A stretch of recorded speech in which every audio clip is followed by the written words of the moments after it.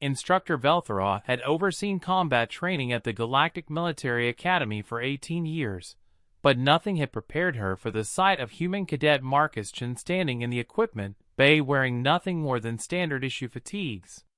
The Omega-class combat assessment was the Academy's most rigorous physical trial, designed to test the absolute limits of military readiness across 43 different species. The environmental chamber could simulate gravitational fields up to 12 standard G, atmospheric pressures ranging from near vacuum to crushing depths, and temperature extremes that span from liquid nitrogen to molten metal conditions. Every other cadet in Chen's cohort was sealed within their species' most advanced protective systems. The Kethmori students wore powered exoskeletons that amplified their natural strength by factors of 8. The crystalline Silthek had encased themselves in resonance-dampening shells to prevent structural fracture.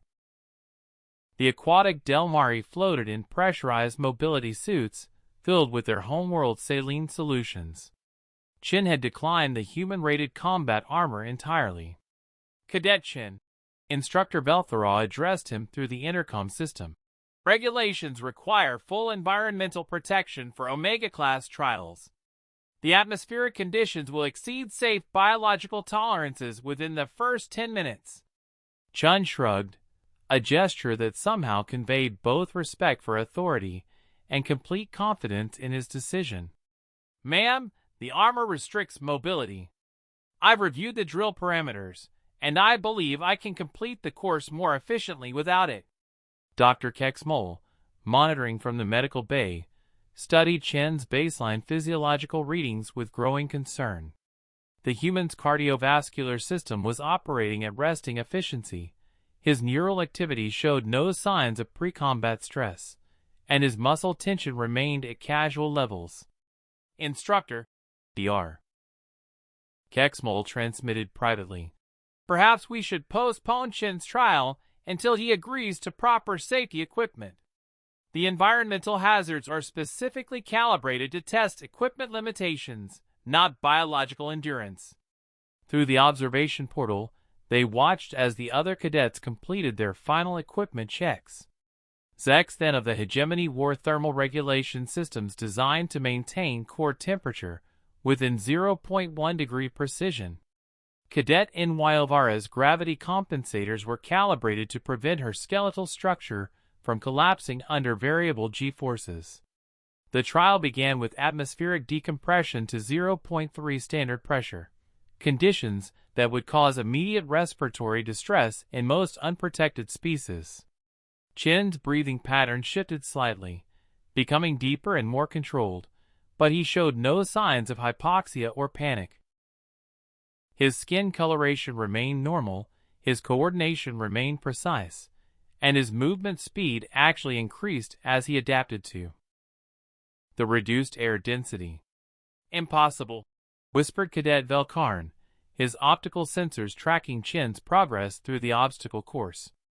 "No organic being can maintain cognitive function at those pressure levels without artificial assistance."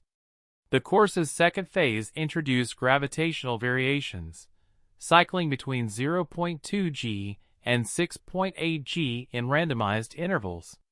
The other cadets' powered systems compensated automatically, their servos whining under the stress of constant readjustment. Chen simply adjusted his movement patterns intuitively, using the gravitational changes as tactical advantages. In low gravity, he covered impossible distances with single bounds. In high gravity, he moved with the fluid precision of someone who had trained under crushing weight. "His bone density readings are off the scale," Dr. Kexmol reported, his voice carrying notes of disbelief. "He's generating internal compensations that should require cybernetic enhancement." The third phase tested thermal tolerance, with chamber temperatures fluctuating between -40 and +85 degrees Celsius. Emergency protocols automatically activated cooling systems for the armored cadets. Chen began removing his uniform jacket. "What is he doing?" Instructor Velthera demanded, watching as Chen stripped down to a simple shirt while navigating through what amounted to environmental torture chambers. Thermoregulation. Chen's voice came through his personal comm unit, steady and conversational despite the extreme conditions. The temperature variations are actually helping. Hot zones increase circulation efficiency, cold zones reduce metabolic demands. It's like interval training. He was treating lethal environmental hazards as beneficial exercise conditions. The final phase introduced the combat simulation, holographic enemies armed with energy weapons, physical projectiles, and area denial systems. The other cadets engaged using their suits targeting computers, enhanced reflexes, and automated defense protocols. Chen dodged. Not tactically repositioned, not strategically maneuvered, he simply moved his body with precision that defied the targeting algorithms. Energy beams passed through spaces his body had occupied milliseconds earlier. Projectiles struck walls where physics suggested he should have been. His reaction time is exceeding theoretical biological limitations, reported the Combat Assessment AI. Processing speed indicates superhuman cognitive architecture. When the trial ended, every armored cadet had sustained equipment damage, system failures, or medical interventions. Several required assistance exiting their protective suits. Chen walked out of the chamber slightly winded, as if he had completed a moderately challenging workout. Instructor Velthara reviewed the performance data with growing incredulity. Chen had not only passed the Omega-class combat assessment, he had achieved the highest scores in Academy history across every measurement category. "Cadet Chen," she called as he prepared to leave the training facility.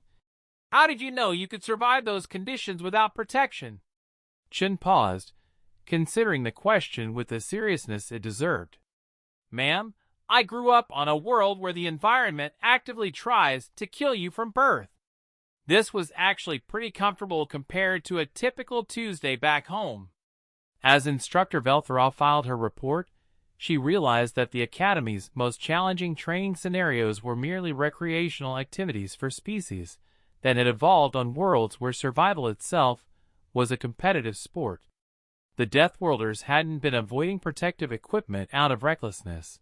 They had been avoiding restrictions on their natural capabilities.